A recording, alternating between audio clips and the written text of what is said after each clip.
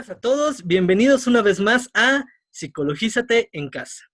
El día de hoy tenemos el honor y el gusto de estar en presencia del maestro Brian García. El día de hoy nos va a hablar de lo que es el análisis conductual aplicado y su uso principalmente en el ámbito hospitalario y en el ámbito clínico, que es algo que ha generado y tiene relevancia en los últimos años. Bueno, desde hace mucho tiempo y en los últimos años ha adquirido muchísimo más relevancia. Él es licenciado por la Facultad de Psicología, estuvo principalmente en el laboratorio de análisis de la conducta, realizó su maestría en medicina conductual.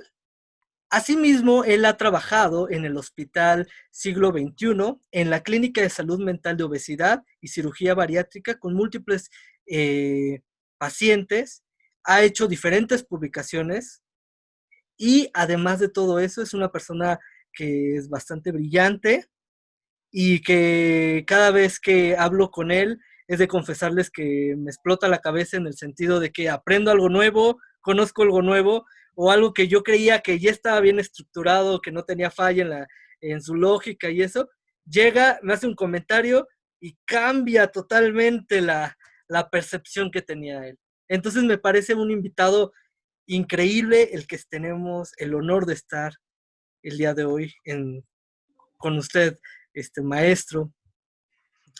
Hola Alejandro, me da mucho gusto saludarte.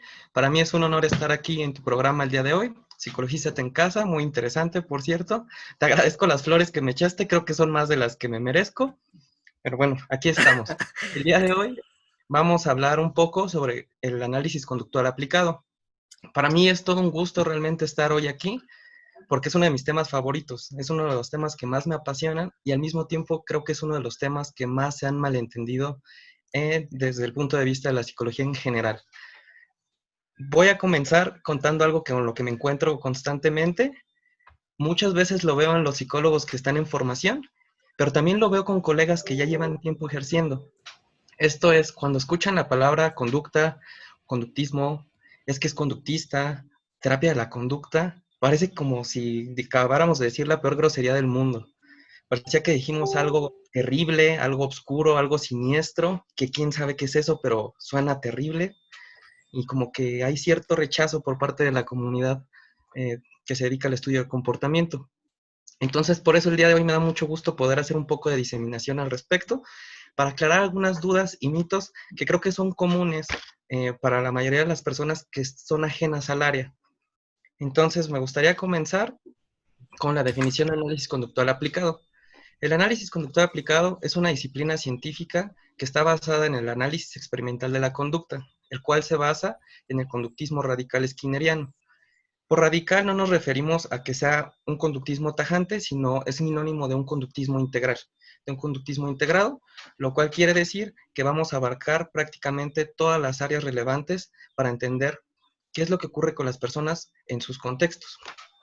Me parece muy adecuado, perdón por interrumpirlo, maestro, me parece muy adecuado lo que está comentando, porque cuando escuchamos conductismo radical piensan como de, ay, no aceptan las conductas encubiertas, ¿no? Y más que su raíz etimológica es más de raíz, de radical a raíz, que va más hacia a los principios, bueno, principales, pero prosiga, maestro. Muy bien. Entonces, me gustaría abrir con una pregunta que voy a tratar de responder a lo largo de mi participación en tu programa, que ¿es lo mismo análisis conductual aplicado que terapia cognitivo-conductual, que modificación de conducta o que manejo de contingencias? La respuesta breve es no. No, ¿por qué? Como prácticamente todo en el análisis de la conducta, todo esto está basado en definiciones funcionales. No podemos saber a priori nada, sino que tenemos que ver los hechos y a partir de eso evaluamos si cumple o no con todas las propiedades que nosotros estamos considerando para llamarlo de tal forma. El análisis conductual aplicado es exactamente lo mismo. Desde sus inicios en 1968, ya de manera formal, se establecieron 7 dimensiones que se tienen que cumplir para poder hablar de análisis conductual aplicado. Si no se cumplen estas 7 dimensiones, no podemos decir estrictamente hablando que nuestra intervención es análisis conductual aplicado. Entonces, voy a comenzar hablando un poco sobre estas 7 dimensiones a la luz de ciertos mitos que vamos encontrando Ok. que son populares, ¿vale? El primero, una frase muy común que escucho es que nos ven como ratas. No, en análisis experimental del comportamiento estudiamos otros organismos, como ratas, palomas, etcétera, como un modelo animal, nada más, para estudiar conducta arbitraria. No, nada que nos importe. Nosotros sabemos, entendemos claramente, son personas, no son ratas, no son otra cosa, son personas y se les trata como tal. Ok, ese es el primer mito. Que Que, que adelante. justamente me llama mucho la atención, ¿no? Porque estos mecanismos regulatorios, por ejemplo, de la conducta, eh, justamente lo vemos como, surgen a partir de modelos tanto animales, pero se aplican, pues como lo que mencionaba alguna vez, ¿no? Células, plantas, animales,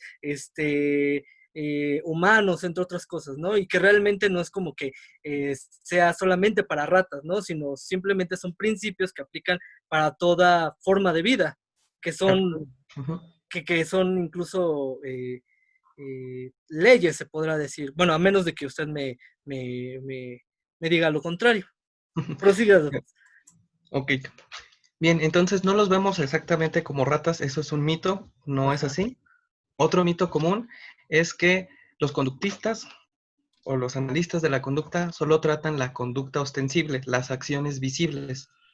Y eso es un mito enorme, mal entendido, que por supuesto desde el punto de vista del análisis de la conducta actual, partiendo del conductismo radical, pues ya quedó atrás. Eso quedó hace más de 100 años con Watson, cuando solo hablábamos de conducta explícita o pública. Ahora, en el análisis de la conducta también se trabaja con lo que la gente piensa, lo que la gente cree, lo que la gente siente, con todo lo que hagan las personas y vivan, todo eso entra dentro del análisis de la conducta. Entonces, ese es el segundo mito que vamos a rechazar. El tercer mito, o malentendimiento, porque no es del todo un mito, es los analistas de la conducta experimentan con la gente y suena como que hacemos algo rarísimo y con nuestra bata hacemos quién sabe qué cosas malévolas con las personas y las sometemos a procedimientos aversivos, dolorosos, que somos crueles, con el objetivo de controlar su comportamiento de una manera perversa. La realidad es claro. que no, la palabra experimentar simplemente se refiere a que vamos a probar cosas con orden, de manera sistemática. Y esto va a ser relevante un poco más adelante cuando hablemos de la dimensión analítica, de las 7 dimensiones del análisis conductual aplicado. De hecho, vamos a comenzar.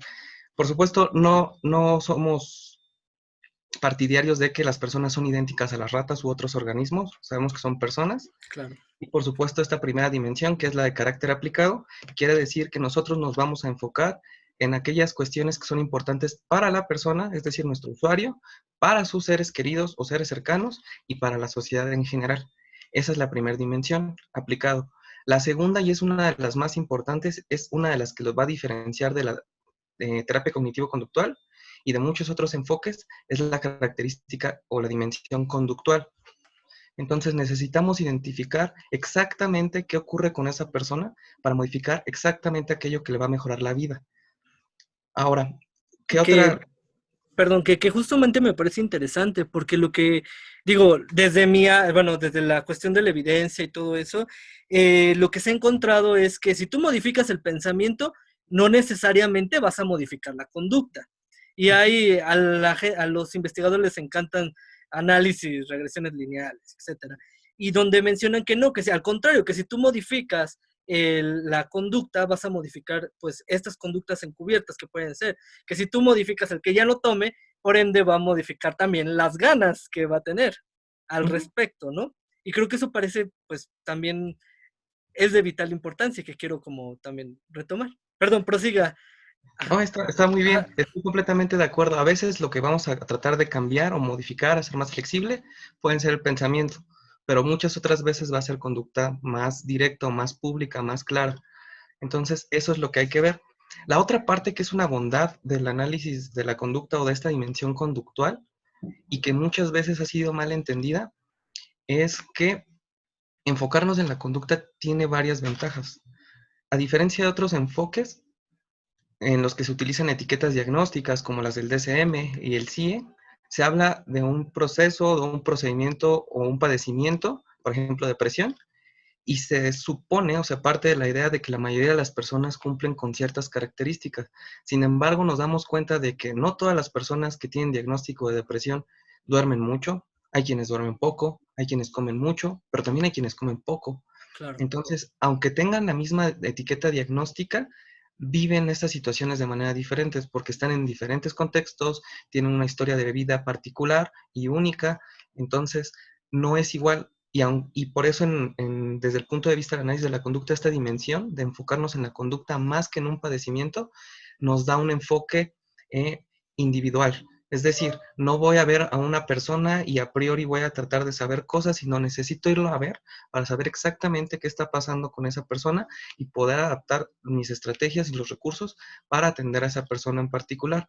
De la misma forma, y esta es una diferencia importante con otros enfoques, incluida la terapia cognitivo-conductual, nuestra variable dependiente o nuestro interés es la conducta en sí, directo lo que quiero medir, no un indicador de o una variable asociada a. ¿A qué voy? Muchas veces en otras disciplinas o en otras aproximaciones, seguimos esta misma lógica de la etiqueta le queda bien a todo mundo y entonces puedo medir a todo mundo igual para Claro. evaluar qué tanto está progresando. Entonces, ¿qué hago? Utilizo un instrumento estandarizado para medir depresión y a partir de eso voy a evaluar a Juanita, a Martita y a Pedro con el mismo instrumento como si las tres personas fueran iguales. Y la realidad es que no. Desde esta perspectiva, lo que tratamos de hacer es decir, no voy a usar una variable dependiente estandarizada para todos, sino voy a crear una variable dependiente para cada uno de mis usuarios, porque cada uno de mis usuarios es diferente. Entonces, esta dimensión conductual es una de las más valiosas y es una de las que hace una gran distinción con la mayoría de las otras aproximaciones.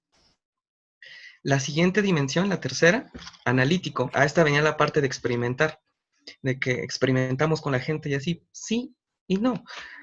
La dimensión analítica lo que nos quiere decir es, ¿cómo voy a estar seguro de que lo que voy a hacer va a funcionar? ¿Cómo voy a determinar cuáles son las causas de la conducta? ¿Por qué está ocurriendo? A diferencia de otros modelos, no traemos la teoría y tratamos de adaptar a nuestro paciente, a nuestro usuario o a nuestro cliente hacia la teoría, sino que lo que vamos a hacer es, mejor me acerco, veo, identifico que cumple, es un modelo más inductivo, y Ok. entonces adapto estas condiciones para poder entonces yo intervenir y ver cuáles fueron de hecho las causas de la conducta, porque si podemos analizar cuáles son las verdaderas causas de la conducta y hacer estas manipulaciones sistemáticas en el ambiente con otros, es decir, experimentar o probar qué tanto sí estoy haciendo las cosas y qué tanto sí identifico la causa, eso no está mal. Eso al contrario, está muy bien porque una me da certeza de que lo que voy a hacer va a funcionar y dos, es un compromiso ético que tenemos. No podemos dar cualquier servicio y no podemos implementar cualquier intervención. Necesitamos poder tener la confianza, la certeza de que lo que vamos a implementar como profesionales tiene todas las razones del mundo para funcionar. Y que me parece muy adecuado, ¿no? Y que a veces se olvida.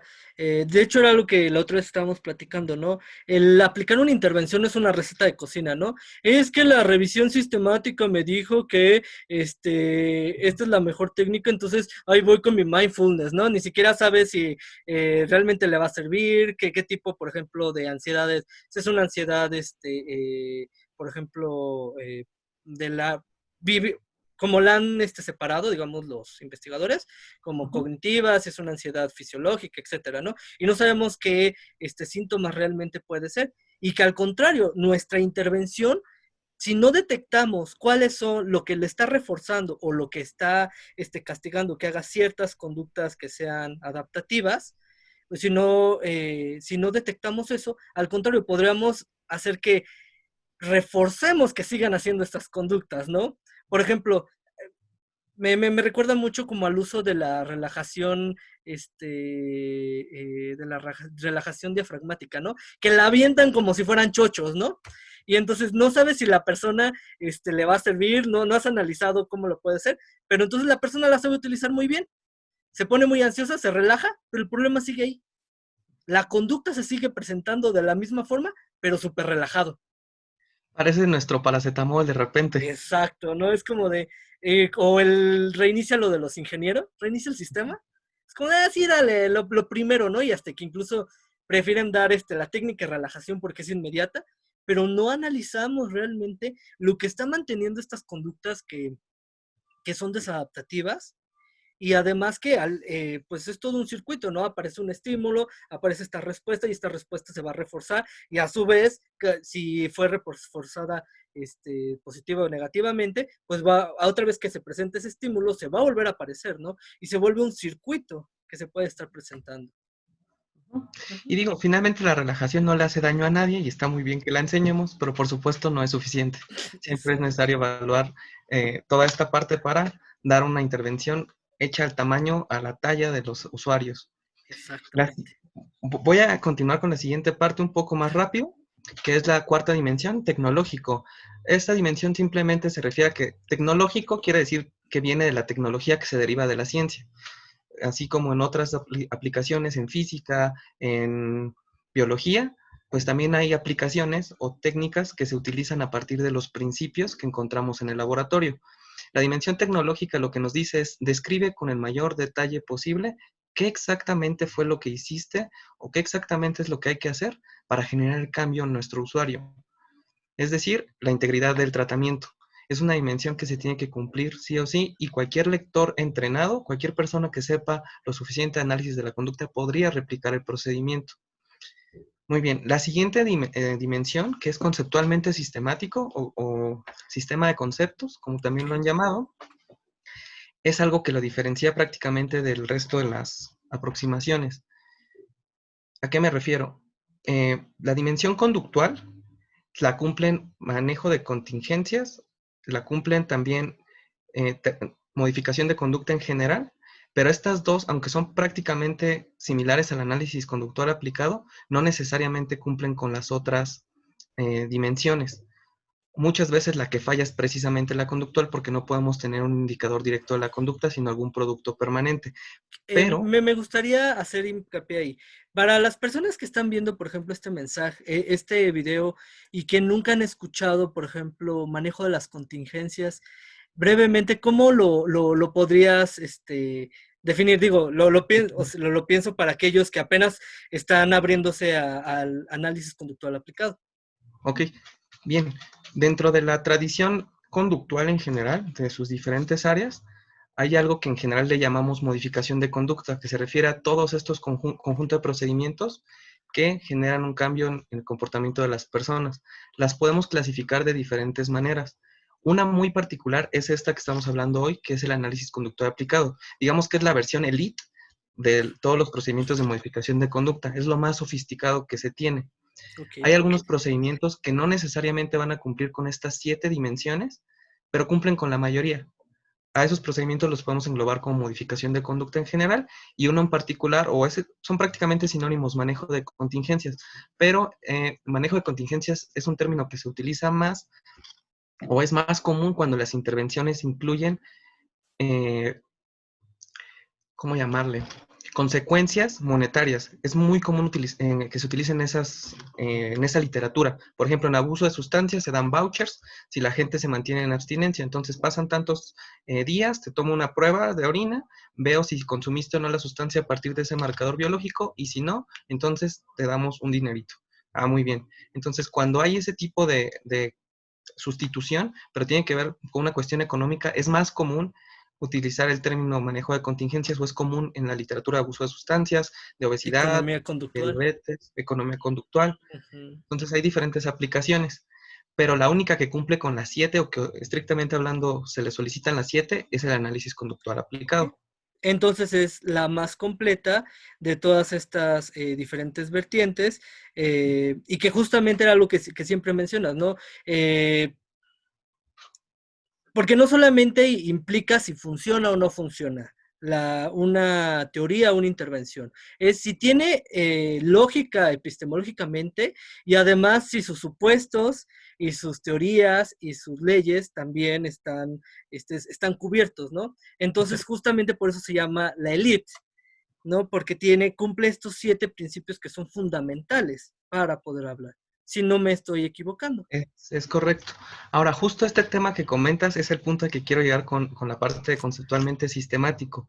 La diferencia principal entre terapia cognitivo-conductual y cualquier otro procedimiento estrictamente hablando conductual no yace en la técnica puede ser la misma.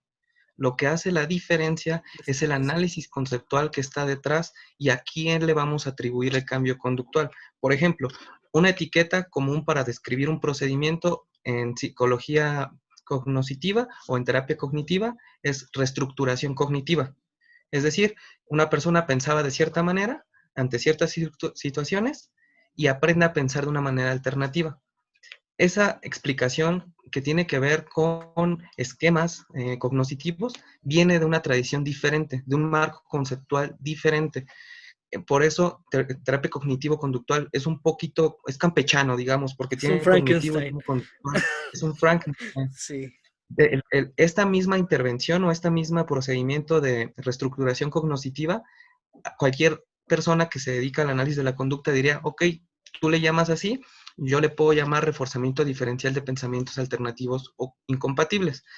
Prácticamente la técnica o lo que hacemos como terapeutas es lo mismo. Pero La la única explicación. diferencia es la explicación. ¿Cómo voy a explicar este cambio?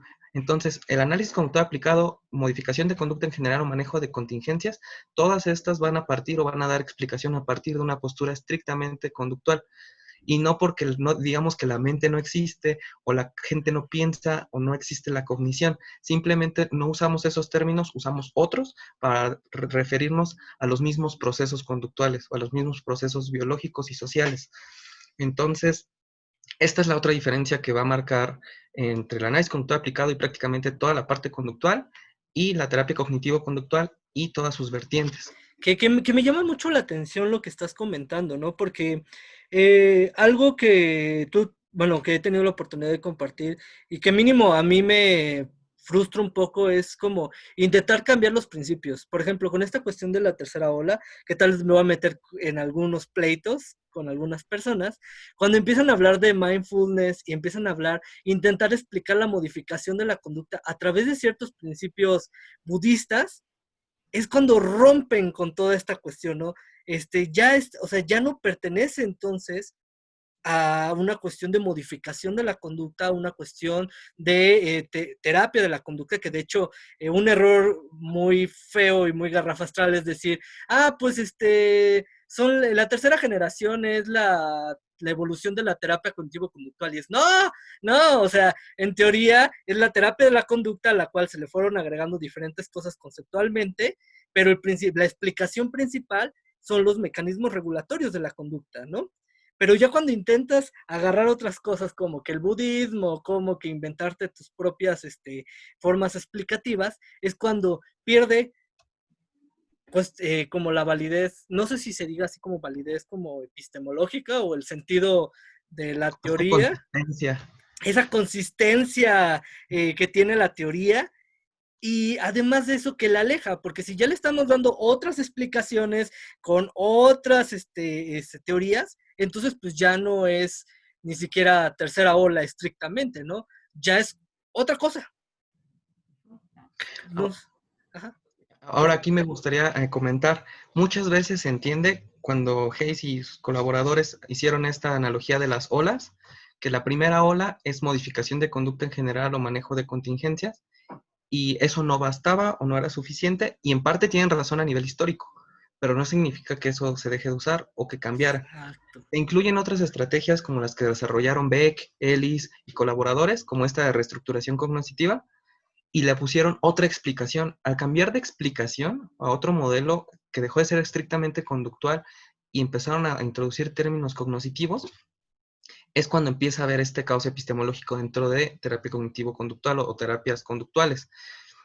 Pasa lo mismo con cuando se incluyen ACT, por ejemplo, Mindfulness, DBT y cualquier otra de las de tercera ola, que prácticamente lo que hacen es incluir nuevos eventos o nuevos conceptos que pertenecen a grupos teóricos diferentes. No es que esté bien o que esté mal, dependiendo cómo lo veamos. En términos de las técnicas que se incluyeron, de las técnicas como tal, sin darle explicación, sino cómo yo como terapeuta modifico la conducta de otra persona, sus pensamientos, sus emociones, etcétera, Qué bueno que se agregaron en términos prácticos, en términos clínicos de efectividad, etcétera. En términos conceptuales habrá que discutirse diferente porque creo que persiguen cosas diferentes. Entonces, yo entiendo que esto es en la parte aplicada, y en la parte aplicada lo que nos importa es que las cosas funcionen. Entonces, sí, mucho de lo que fue segunda ola o terapia cognitivo-conductual y ahora tercera ola o terapias contextuales, han dado muchas estrategias nuevas de intervención que son muy Claro, buenas y no hay forma de negarlo. Lo que quiero comentar aquí es que aunque se han utilizado otras fuentes de explicación, por ejemplo, los principios budistas que se incluyen en cierta postura de mindfulness, ujú, uh, uno puede dar la vuelta dependiendo de cómo quiera ver la situación. ¿A qué me refiero?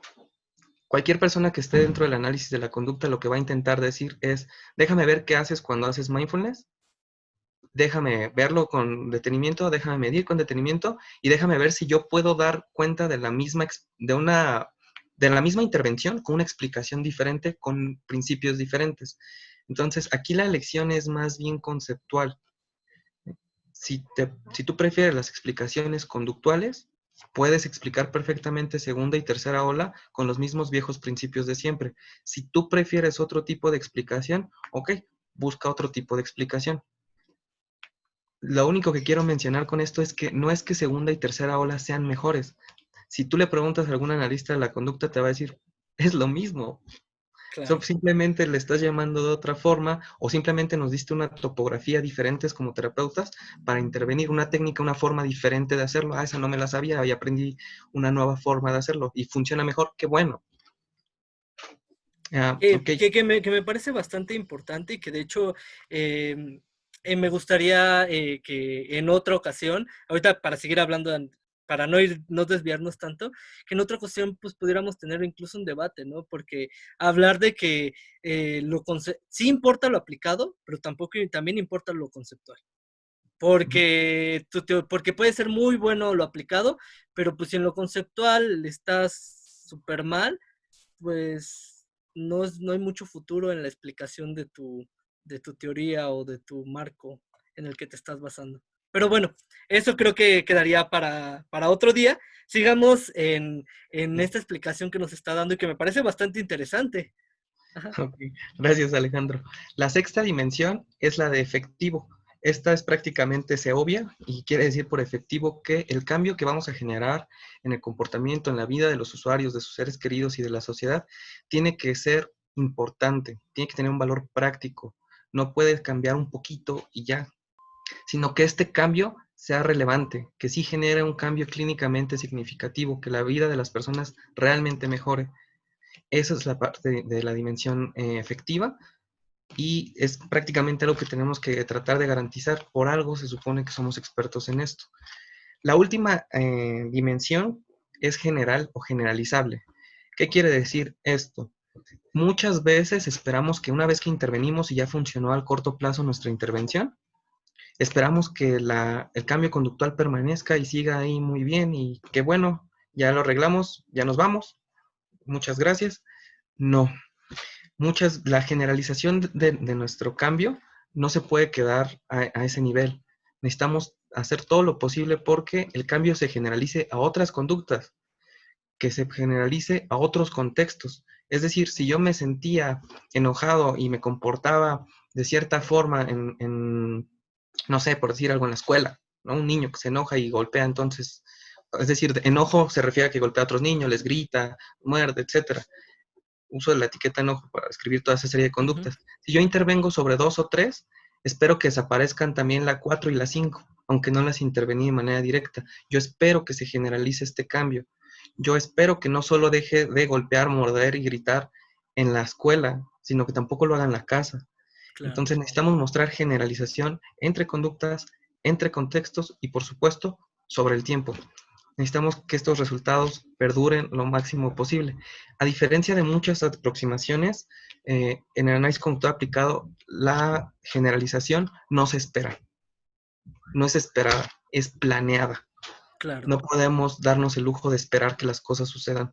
y confiar en que así va a ser. Necesitamos planearlo. Necesitamos ese compromiso ético de que lo que vamos a hacer va a funcionar y el cambio se va a mantener. Es un compromiso ético. Que, que, Entonces, que- perdón, que me llama mucho la atención porque, digo, yo mi formación y la mayoría de mi formación es TCC. eh, bueno, y digo, conozco, cuando hablo de este tipo de cosas, hay que saber de dónde cojea la, la, la intervención, de dónde cojea este modelo, ¿no? Y me llama la atención de que muchas de las veces, y como mencionas, cuando hacemos terapia, lo que menos nos importa es, por ejemplo, se me olvidó, ¿cómo se llama? Es planear que en primer lugar que se generalice y en segundo lugar que se mantenga, ¿no? Y que esto lo puedes hacer cuando haces un buen plan de recaídas, ¿no? En esta parte, ¿no? Y que no solamente es de si te vuelves a presentar, porque dependiendo de la conducta que estás manejando, hay una lista, se pueden ir a ver un libro de casting, el que ustedes quieran, y cuando habla de plan de recaída son como unas 15 programas de planes de recaídas este, y pues tú tienes que saberlo, porque también no solamente es dar técnicas, porque sí, ¿no? Es ver que, y no solamente es decir, pues en mi BEC, digamos, en mi BEC que le planteé al principio y el BEC que terminó al final, pues está estadísticamente significativo. De nada sirve lo significativo si no es clínico. uh-huh. Y se los dice alguien que ama la evidencia, que ama todo eso, pero si no eres capaz de que esto se generalice a otras conductas, que si ahora, porque por ejemplo era muy ansioso en el hospital, ya no es ansioso con sus familiares, ya no es ansioso con otras actividades, entonces, ¿dónde está la expertise como profesional? Nos volvemos técnicos. Y me parece bastante importantísimo lo que hablas e interesante. Pero prosiga, maestro. Estas fueron las 7 dimensiones del análisis conductual aplicado, o estas son, se han mantenido desde más de 50 años, del 68 para acá, y pues prácticamente si se cumplen estas 7, podemos decir que hay análisis conductual aplicado. Si no se cumplen, hicimos algo diferente y no es que sea menos importante. Ahí quiero destacar algo. No porque no se cumplan las 7 dimensiones, una intervención no es productiva o no es efectiva, no es eficiente o no es eficaz. Hay que adaptar las intervenciones a los contextos. Hacer análisis conductual aplicado está perfecto, pero como les dije, es elite. No siempre nos podemos dar el lujo de implementar intervenciones que cumplan con estas 7 características. No siempre, lo ideal es hacer lo máximo posible porque no nos fallen casi ninguna o ninguna. A veces la que nos llega a fallar es la dimensión conductual. Muchas veces, por ejemplo, en mi caso que he trabajado con pacientes con obesidad, el patrón de alimentación que ellos tienen es sumamente variable. Ir a hacer un muestreo temporal para ver qué desayuna o qué come puede ser poco representativo de la ingesta que tiene durante todo el día. Estos pacientes comen en diferentes momentos, no todos, cada quien come diferente, pero me refiero a un patrón habitual comer en múltiples horarios y en múltiples ocasiones comen a escondidas. Es decir, a veces la pareja viviendo con ellos no sabe cuánto comen al final del día, a veces esconden comida. Y no es que esté bien o que esté mal, no se les está juzgando. Lo que estoy tratando de decir es, a veces no puedo ir a observar directamente el comportamiento, tengo que Claro. tener otro indicador. Entonces, a veces de ahí vamos a cojear un poco en las intervenciones, pero no dejan de ser importantes. La otra cosa que quiero enfatizar, hice un contraste con terapia cognitivo-conductual, pero ojo, no estoy diciendo que terapia cognitivo-conductual sea mejor o peor que análisis conductual aplicado. Estoy diciendo que son intervenciones completamente diferentes en teoría, porque en práctica son casi idénticas. Los Claro. procedimientos, las técnicas son muy similares. De hecho, actualmente hay un grupo de investigadores, varios grupos de investigadores, que lo que están haciendo es traducir las intervenciones modernas, digamos, como las de terapia de aceptación y compromiso, mindfulness, todas estas terapias que son, entre comillas, nuevas, y traducirlas, explicarlas mediante los mismos principios que conocemos de tiempo atrás. Entonces, hay un grupo de personas que se están dedicando a hacer esta investigación o este análisis conceptual por una simple y sencilla razón. Funcionan, no nos vamos a deshacer, nadie quiere deshacerse de esas intervenciones, al contrario, que vengan nuevas y Claro. están muy bien. Lo que estamos tratando de hacer es entender desde otra perspectiva cómo es que operan para tener esta consistencia o esta congruencia conceptual. Por supuesto, eso es para quienes prefieren una explicación conductual o analítica conductual, pero hay otras personas que tienen otro tipo prefieren otro tipo de explicaciones cognitivas y también es válido. Es cuestión de que uno elija qué tipo de explicaciones le convencen más. Que me llama mucho la atención. En el 2007, Cas Dean saca un estudio hablando, digo, volvemos a lo mismo, yo soy TCC, amo TCC y digo, no porque me guste TCC y porque crea que es el o sea, porque es una herramienta que sirve como al final de cuentas hablábamos, significa que me voy a hacer ciego y no voy a ver todas las cosas que cojea, ¿no? Que al contrario, si somos unos buenos investigadores y clínicos, tenemos que tomar en cuenta esto, ¿no?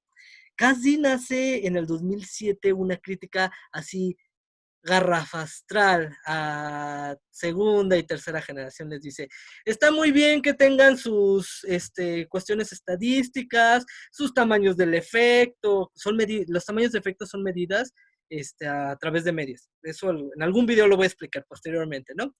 Pero de nada sirve si nos quedamos como en esta metáfora del coche, ¿no? ¿Por qué sirve el coche? Porque le eché gasolina. ¿Y por qué le echaste gasolina? Porque aquí en mi indicador dice que tiene toda la gasolina, entonces por eso sirve. Y si nada más nos quedamos en esa parte de ser técnicos y no nos quedamos de ver, sirve porque la gasolina entra a los pistones hacen una reacción química, no sé, yo no sé, de pistones y así, que eso produce que haya energía y entonces activan otras áreas, etcétera, etcétera, ¿no? Y creo que eso es lo fundamental, ¿no? Tal vez no tenemos acceso, desgraciadamente, porque no podemos estar todo el tiempo con los pacientes y todo eso, pero el conocer qué es la conducta, qué es lo que lo mantiene, conocer todos estos principios conceptuales y todas estas teorías, está muy bien, aplica o cree en el marco epistemológico que quieras, siempre y cuando tenga sentido y tenga validez y termines explicándolo. Y que justamente es algo que le reconozco y que muy pocos llegan a criticar al análisis conductual aplicado por la solidez filosófica, bueno, de filosofía de la ciencia y epistemológica que tiene, ¿no? Entonces creo que eso es nuestro siguiente paso, no solamente empezar a reportar teorías, sino así como los médicos reportan que la célula genera tal, empezar a generar este tipo de información que desde hace mucho tiempo la han generado, ¿no? Tenemos estudios desde los 70, a mí me llama la atención cuando quieren hablar, por ejemplo, de activación conductual y que están viendo cómo se da o cómo funciona la activación conductual. Y yo les digo, oigan, ¿ya checaron los estudios de Fester de los 70? Porque eso ya está escrito desde los 70. Ya alguien se echó la chamba, ¿no? Y es una desgracia, ¿no? Porque dices, ¡ay, Dios mío! Por ejemplo, esta incompatibilidad de esta cuestión de las metáforas, ¿no? Que es modificación a partir del lenguaje, etcétera, ¿no? Que en este momento se me olvidó cómo se llama el nombre de estos estudios, que están desde los, ¿qué? ¿70, 80? Muchos vienen, o sea, las bases están desde Sidman con relaciones de equivalencia, Hayes y varios de ellos empezaron a hablar como de este aprendizaje relacional a partir de ello. Pero sí, ¿cómo llamarle? Como cierta formación de conceptos o equivalencias entre clases empiezan a generar ah, cambios en conducta que nunca se había presentado o que no había sido entrenada directamente, que se derivan estas relaciones funcionales. Entonces, sí, digamos que los principios ahí están, han estado de tiempo atrás. Lo importante o la sugerencia, insisto, no tiene que ser estrictamente conductual, no es que todo el mundo ahora tenga que ser conductista y ver el mundo así. Si tienen otra preferencia, se vale y se vale la que ellos quieran, pero tienen que ser congruentes con tratar de ver qué hay detrás del telón, qué hay detrás de la técnica, por qué funciona, cuáles son los principios. Si van a hacer explicaciones cognitivas, ok, agarramos todas las teorías cognitivas que son congruentes y vemos cómo encontrarle este hilo conductor y entonces que se explique así. Si se prefiere una explicación analítico-conductual, ok, esa será. Ok. Pero el punto es ese, encontrar los principios, qué hay detrás. Que siempre, ¿qué es lo que nos caracteriza a nosotros como psicólogos, no? La psicología es una ciencia. y la ciencia implica en experimentar, en crear hipótesis, experimentar y reportar, más cuestiones del método científico, entre otras cosas, ¿no? Pero pues esa es la diferencia de un de un profesional y de un profesionista, desgraciadamente. Me gustaría saber si alguien se quisiera preparar en esto del análisis conductual aplicado, ¿a dónde tiene que ir? Buena pregunta. Es difícil responder a eso. Estrictamente hablando, en México no contamos con una certificación como analistas conductuales aplicados. Entonces, si quieren una formación o un entrenamiento formal, digamos, académico, tendrían que buscarlo en otro país. Por lo regular, Estados Unidos es buena opción. Si quieren aprender a hacerlo, a ver el mundo así o a generar intervenciones así, independientemente de que tengan la acreditación, entonces la sugerencia es que aprendan los principios básicos y que se acerquen un poco al mundo de la investigación. Eso les va a dar una perspectiva diferente, ya sea en un laboratorio, ya sea en un hospital o en una clínica, pero que estén relacionados con esta lógica de la investigación, que puedan buscar entender los principios que están detrás y generalizarlo a múltiples escenarios. Eso les va a facilitar mucho, porque cuando solo tienen la formación práctica, es decir, me enseñaron a usar las estrategias, cuándo usarlas y cuándo no, o me enseñaron a usar la técnica, pero no alcanzo a identificar el principio que sustenta la técnica. Cuando yo no esté en las condiciones en las que me entrenaron a aplicarlo y que para que fuera No va a efectivo, no funcionar. voy a saberlo adaptar. Entonces, mi sugerencia es, independientemente del marco de referencia que ustedes lleguen a tener, si es conductual, si no es conductual, busquen estos principios, busquen cómo darle sentido a las estrategias, a las técnicas, para que entonces puedan ustedes adaptarlas allá afuera a cualquier condición. El análisis conductual aplicado ha sido una intervención o una disciplina que ha funcionado en múltiples áreas precisamente por eso, porque como lo que vemos son principios, no técnicas, se pueden adaptar a cualquier situación, por eso han funcionado para tratar afasias, por ejemplo, con daño cerebral, para establecer repertorios verbales, para parálisis cerebral, para educación especial, para gestión organizacional, para psicología clínica, por llamarla así, es decir, temas que tienen que ver con etiquetas como depresión, ansiedad, Asperger, sobre todo con estas. Asperger. Ajá, Entonces, ha claro. funcionado para muchas cosas. Realmente, por Digo, ejemplo, incluso en deportes, en arte, en modificación de conducta. En nuestro caso, las personas que estuvimos en medicina conductual, pues para modificar aquellos hábitos relacionados con el mantenimiento de enfermedades crónicas o el inicio de estas enfermedades crónicas. Entonces, ha funcionado para mucho, incluso para creatividad en cuestiones de arte, se han hecho cosas de análisis conductual aplicado. Entonces, la ventaja de esta opción y algunas otras muy buenas es que si podemos ver los principios, podemos adaptar perfectamente las técnicas a cualquier escenario, organizacional, neurociencias, lo que tú quieras.